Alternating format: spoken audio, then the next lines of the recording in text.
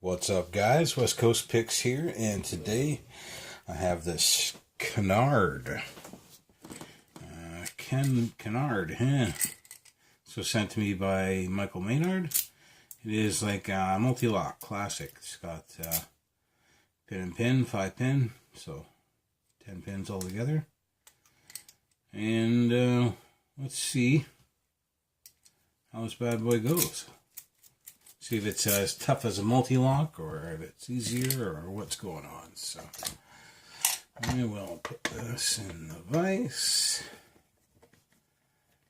Should be able to turn this pretty far. Yep, nice. All right. So I got my Honest Dawn kit here.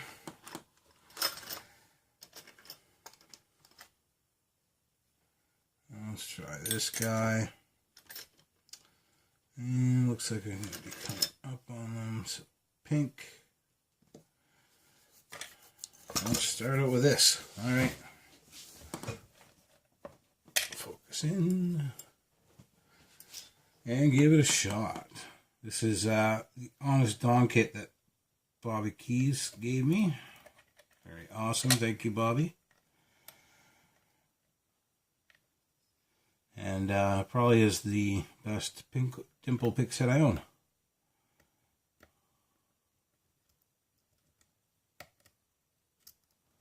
One.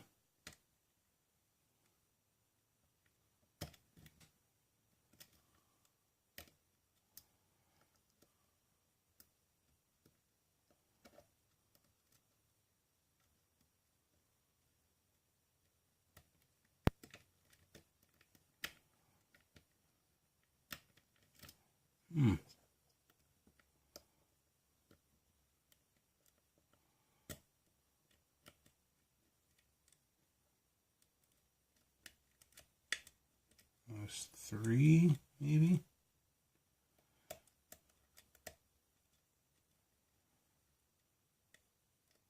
4. Oh, I got a really good false set here. I must have set 2 without knowing it.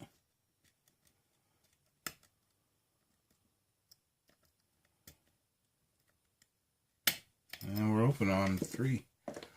So, relatively easy for a multi-lock. Multi-locks are harder than that. So this reminds me a lot of the Nabob. Let me go grab one here. The Nabob multi-lock clone, which is the same thing, and it was just as easy to pick. So let's get this thing apart.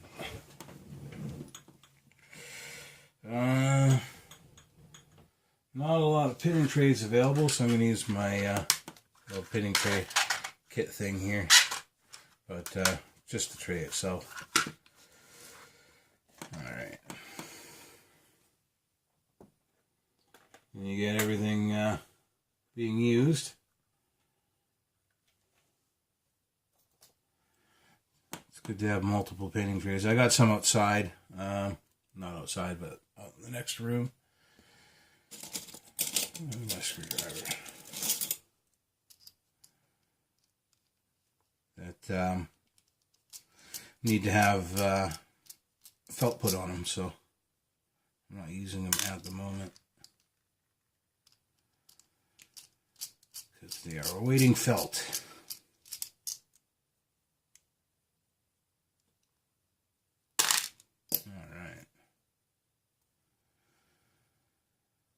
Shouldn't need a shim for it, but I'm going to put one in anyway. Usually, if you get the plug in the right spot, the upper pin and pins usually aren't too bad, but I don't want to risk it. So it is only a 4 pinner, which is another reason why I picked Mighty Quick. It's on a full-size key, but it only uses 4 of the cuts. So.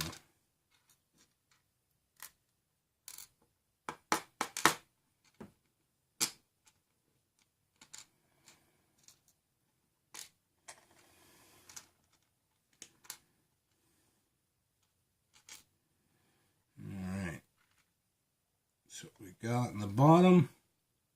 There's no counter milling or anything like that. I wonder if these are... No, they're not counter milled on the top of the pins either. So it's not like a plus, like an interactive plus or anything like that. They're just straight up pins, which makes them a lot easier to pick. A lot of times the inners don't hang up. Well, they won't hang up because there's no counter milling for them. So you can usually end up setting the inner with the outer at the same time.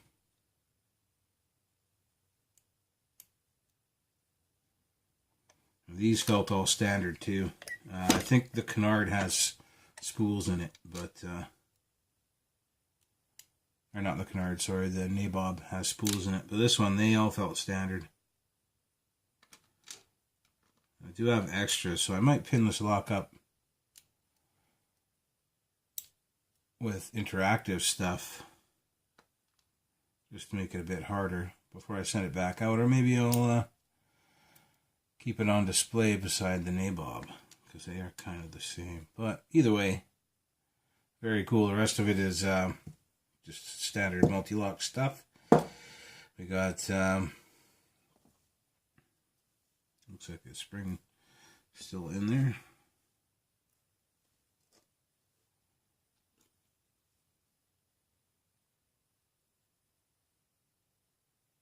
Three.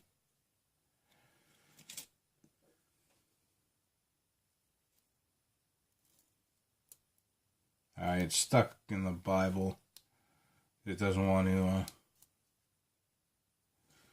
to vacate because it's probably the other end stuck up in the. Yeah, I'm not going to pull on it. Stuck up in here. You can actually see it in the top of the plug. Anyway, there is another one in 3, so it is all there. This is what we had in the Kenard. I guess it's an 8-pin, pin-and-pin kind of deal. But as we can see, there's no spool or serration or anything on either the driver or the key pins, and also there is no inner milling on the inside of these guys, like most multi-locks are these days, and there's no like serration on the end of that knob like there is on all the multi-lock stuff these days. So I might repin this with some multi-lock pins to make it harder, but chances are I'm going to keep it in my collection, so maybe not. Anyway, guys, thanks Michael Maynard for passing this lock along to me. Very cool. I'm going to pin it all back up and move on to another lock. Alright guys, later.